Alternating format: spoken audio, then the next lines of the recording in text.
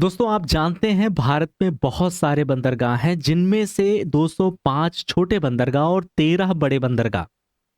उनमें से सबसे चर्चित बंदरगाह कांडला बंदरगाह का नाम आता है, जिसे पंडित दीनदयाल उपाध्याय बंदरगाह भी कहा जाता है।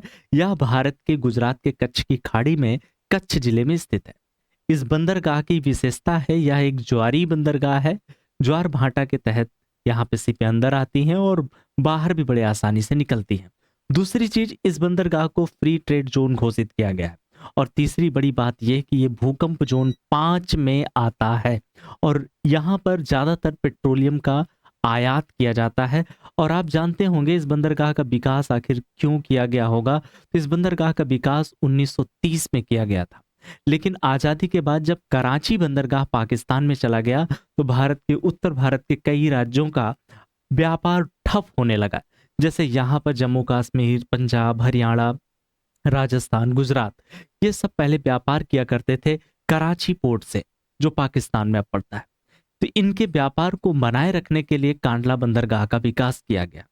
अगर इसी के बगल आप देखेंगे तो मुंद्रा पड़ता है। मुंद्रा एक ऐसा बंदरगाह है जो भारत का सबसे बड़ा निजी क्षेत्र का बंदरगाह है। इस बंदरगाह पर जो निजी कंपनी काम करती है वो अडानी ग्रुप्स का है और यहीं वो भी पेट्रोलियम का आयात निर्यात करवाती है। और नीचे आएंगे तो यहाँ पर ओखा तट पर ओखा बंदरगाह मिलेगा। आपको पता होना चाहिए ओखा तट पर भारत का सबसे ऊंचा ज्वार आता है, 2.7 मीटर। वैसे आप ये भी जानते होंगे कि विश्व में सबसे ऊंचा ज्वार फंडी की खाड़ी, नोवा स्कोशिया तट, कनाडा में आता है। लगभग 16 से 18 मीटर ऊंचा ज्वार वहां आता है। उसके बाद ओखा तट से नीचे आते हैं, पोरबंदर बंदरगाह मिलता है, एक छोटा बंदरगाह है। और नीचे आएंगे वेरावल बंदरगाह मिलेगा। और नीचे आएंगे तो पीपावाव बंदरगाह मिलता है, भावनगर मिलता है और दहेज और हजीरा मिलता है।